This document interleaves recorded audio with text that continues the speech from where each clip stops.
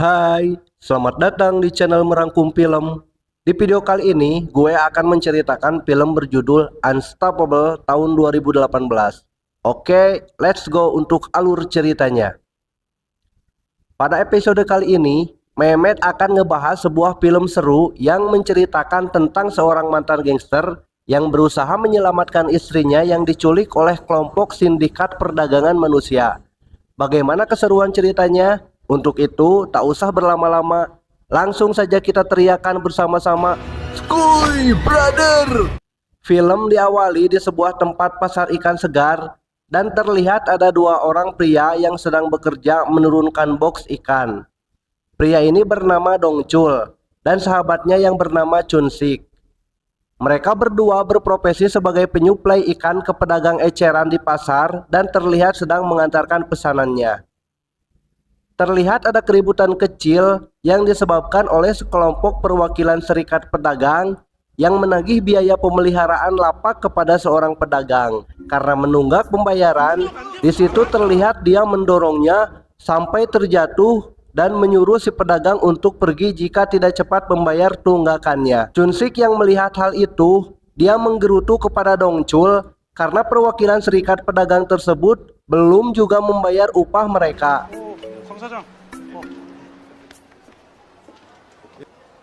Tak lama Dongchul pun menerima panggilan telepon dari seorang pria dan kemudian dia tergesa-gesa untuk pergi menemui pria tersebut. Mereka pun bertemu di sebuah tempat. Ternyata pria yang menelponnya tadi itu bernama Ketua Pak dan rekannya yang bernama Pak Chip. Mereka menawarkan investasi kepiting raja kepada Dongchul. Setelah melihat kepiting yang akan diinvestasikannya, Dongchul dan Chunsik pun tertarik untuk berinvestasi. Scene berpindah ke sebuah restoran panti jompo. Terlihat seorang wanita sedang berbincang dengan pria tua. Wanita itu adalah istri Dongchul yang bernama Jisoo. Dia bekerja di tempat tersebut demi mendapatkan uang tambahan. Karena terlalu sibuk dengan pekerjaannya, terlihat Jisoo baru sempat makan malam di dalam mobil. Pada saat yang sama juga, Dongchul meminta persetujuan istrinya untuk berinvestasi di kepiting raja milik Ketua Pak. Di sini Jisoo langsung memperingatkan Dongchul, dia harus hati-hati karena mereka sudah beberapa kali ditipu. Scene pun berpindah ke tempat lain di sebuah apartemen. Terlihat kelompok sindikat perdagangan manusia yang juga berprofesi sebagai pemilik perusahaan rentenir. Mereka sedang membuka paksa pintu. Tak lama kemudian seorang pria berpenampilan rapi menyiksa dan mengintimidasi seorang lelaki tua yang ada di dalam apartemen itu karena ia tidak bisa membayar hutangnya. Tak lama kemudian datanglah seorang gadis yang merupakan anak lelaki tua itu. Jancuk melihat kecantikan anak gadis itu, ia pun tertarik dan membawa gadis tersebut sebagai tebusan hutang lelaki tua itu. Scene pun berpindah ketika Dongchul dalam perjalanan pulang. Di saat lampu merah, mobil yang dikendarai Jancuk beserta komplotannya itu menabrak mobil Dongchul dari arah belakang. Dongchul pun turun dan memeriksa kondisi mobilnya. Lalu ia menyuruh sopir itu turun dan membuat laporan kecelakaan. Sopir itu mengajak berdamai dengan memberikan kartu nama dan bahkan melemparkan sejumlah uang kepada Dongchul. Tak terima melihat kejadian tersebut, Jisoo pun mengamuk dan menyuruh supir itu keluar. Di sini terlihat sisi psikopat dari Jancuk yang langsung turun dari mobil, kemudian menendang dan memukul supirnya lalu menyuruhnya untuk minta maaf kepada Dongchul dan Jisoo. Keesokan harinya, Dongchul mendatangi kantor serikat pedagang untuk meminta bayaran upahnya yang selama ini belum dibayar. Dengan berat hati, Ketua Kang memberikan uang kepada Dongchul, namun uang yang diberikan hanya sedikit. Scene pun berpindah ke sebuah toko swalayan, di mana Chunsik sedang menceritakan keluh kesahnya kepada Dongchul mengenai kondisi keuangan dan investasi kepiting raja. Di saat yang sama, Dongchul menerima panggilan telepon dari Ketua Pak bahwa kapal pembawa kepiting raja ditahan oleh pihak berwenang Cina karena kapal tersebut melewati wilayah Cina. Di tempat lain terlihat Jisoo sedang berdiskusi dengan seorang pengacara di sebuah kantor. Pengacara tersebut membahas tentang permasalahan biaya sewa apartemen. Lalu pengacara itu memberikan saran yang bagus dan masuk akal. Sementara itu di seberang jalan anak buah Jancuk sedang mengintai Jisoo. Ketika Jisoo dan Dongchul bertemu di sebuah restoran, Jisoo pun menceritakan hasil pembicaraannya dengan pengacara tersebut. Saran terbaik untuk mempertahankan apartemen mereka yaitu mereka harus bercerai. Dongchul pun segera menolak saran dari pengacara dan mengatakan bahwa dia telah melakukan investasi kepiting raja. Mendengar uang investasi tersebut dari hasil pinjaman dan totalnya sebesar $100.000, Jisoo pun kaget. Dengan perasaan kecewa, Jisoo pun langsung pulang ke rumah menggunakan taksi. Padahal di belakang Dongchul menyiapkan kue ulang tahun untuk Jisoo. Saat Jisoo tiba di apartemennya, dia merasa bersalah dan mengirim pesan singkat agar Dongchul segera pulang.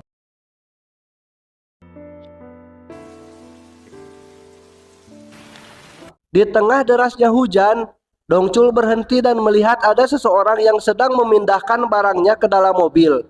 Ternyata itu adalah ulah dari si Jancuk untuk memperlambat perjalanan Dongchul pulang. Sementara di apartemen Dongchul, terlihat anak buah Jancuk yang lain masuk secara paksa. Mereka membius Jisoo dan membawanya pergi. Setibanya di apartemen, Dongchul melihat kondisi kamar yang berantakan. Ia pun mencari Jisoo yang hilang begitu saja.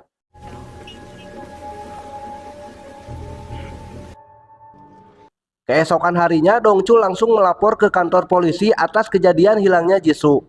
Polisi pun memperlihatkan hasil rekaman CCTV saat kejadian. Karena hujan yang deras dan tempat parkir yang gelap, mereka kesulitan untuk mengidentifikasi nomor kendaraan yang terlihat mencurigakan. Tak lama saat keluar dari kantor polisi, Dongchul pun menerima telepon dari si Jancuk. Ia mengancam akan membunuh Jisoo jika dia melapor lagi ke kantor polisi. Kemudian Jancuk memberitahu kalau dia meninggalkan kartu nama di kulkas apartemen Dongchul. Mereka pun janjian untuk bertemu di sebuah restoran. Setelah cukup lama menunggu, Dongchul menerima panggilan telepon dari si Jancuk. Dia menukarkan istrinya dengan uang sebanyak 1 tas yang ada di depannya. Tak terima dengan hal tersebut, Dongchul pun langsung membawa uang itu ke kantor polisi. Melihat motif pelaku, polisi pun berasumsi bahwa kasus ini merupakan kasus perdagangan manusia. Di situ dia juga sempat melihat poster yang cukup banyak tentang info wanita yang hilang. Merasa kinerja kepolisian sangat lambat, Dongchul pun berinisiatif untuk melakukan penyelidikan sendiri. Karena butuh biaya operasional, dia mendatangi kembali kantor perwakilan Serikat Dagang untuk meminta sisa upahnya. Bukannya dibayar, Dongchul malah diusir oleh ketua Kang, sehingga terjadilah perkelahian dengan para anggota Serikat Pedagang.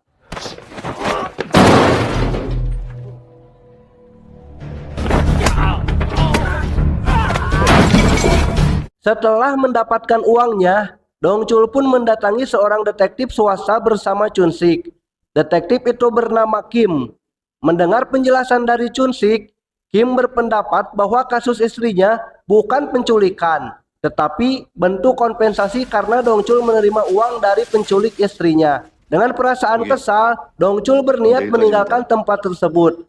Namun Chun-sik meyakinkannya untuk menggunakan jasa detektif Kim karena dia adalah salah satu yang terbaik dari detektif yang ada. Keesokan harinya, Kim pun melaksanakan tugasnya. Dia melihat hasil rekaman CCTV pemilik mobil yang diduga pembawa tas berisi uang. Kim mendapatkan data nomor kendaraan atas nama Choi. Tak lama mereka pun segera pergi mendatangi rumah Choi.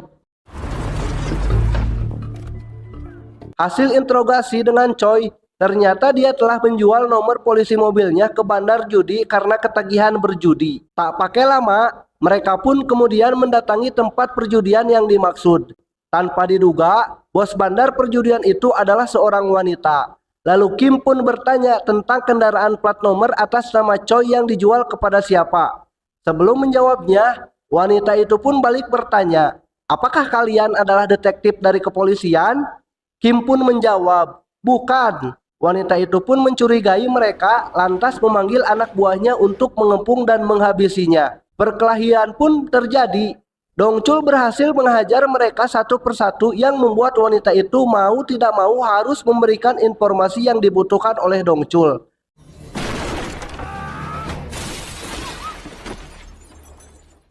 Malam harinya, Dongcul mengunjungi klub malam sesuai alamat kartu nama yang diberikan oleh si bandar judi. Mereka bertiga pun menemui Chan Chan dan menanyakan bagaimana kronologinya.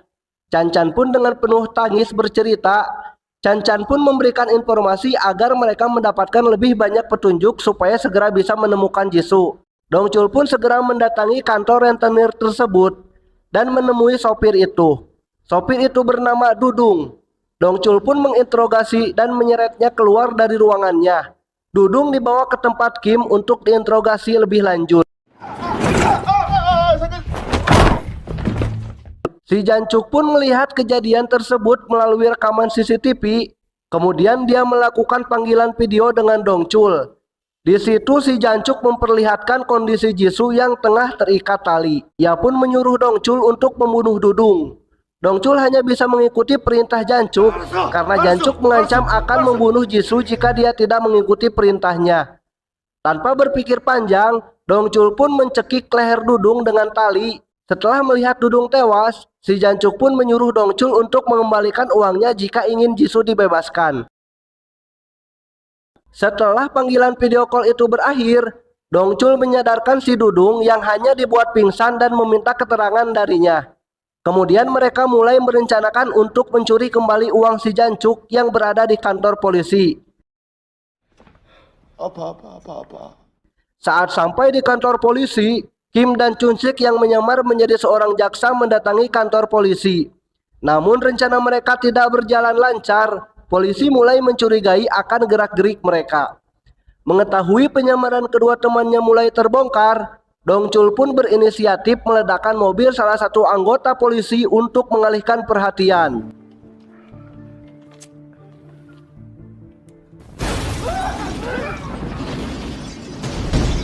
Alhasil mereka pun berhasil kabur membawa uang tersebut. Kemudian di tempat lain, tepatnya di markas kelompok sindikat perdagangan manusia, terlihat si Jancuk marah besar dan memukuli anak buahnya yang telah menganiaya salah satu wanita yang mencoba melarikan diri.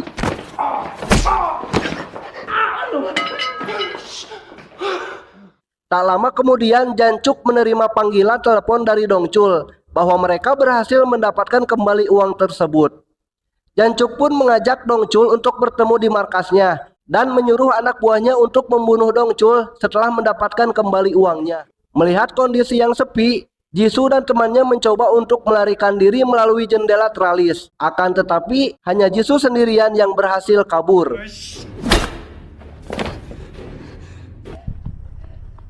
Jisoo langsung menghadang taksi yang melintas di daerah tersebut dan meminta agar diantar ke kantor polisi. Ketika hampir sampai, terjadi kemacetan sehingga Jisoo berinisiatif keluar dari taksi dan berlari menuju kantor polisi. Tiba-tiba datang anak buah si Jancuk dan kembali menangkap Jisoo. Scene pun berpindah ke Dongcul. Sesampainya ia di markas si Jancuk, Dongcul pun langsung menghajar satu persatu anak buah Jancuk. Perkelahian pun terjadi.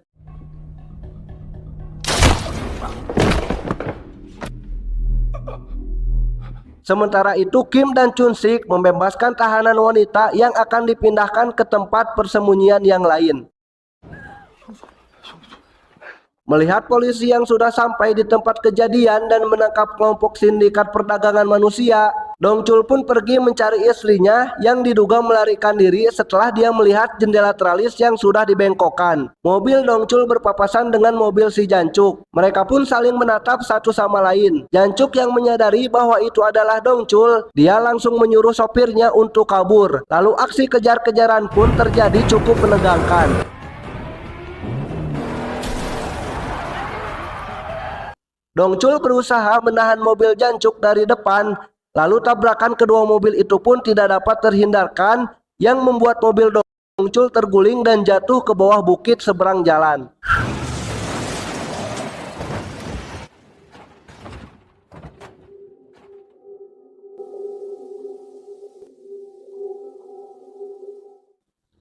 Dengan perasaan marah dan kesal karena Dongcul menghancurkan bisnis kotornya, si Jancuk pun mengambil kapak dan menghampiri mobil Dongcul dan menghancurkannya. Di saat si Jancuk mulai lengah, Dongcul pun menariknya ke dalam mobil dan memukulnya berkali-kali hingga terlempar keluar mobil. Di sini si Jancuk pun berpura-pura meminta maaf dan mengakui kesalahannya. Kemudian dia mencoba menusuk Dongcul dengan pisau. Akan tetapi Dongcul bisa menangkisnya lalu menghajarnya hingga babak belur.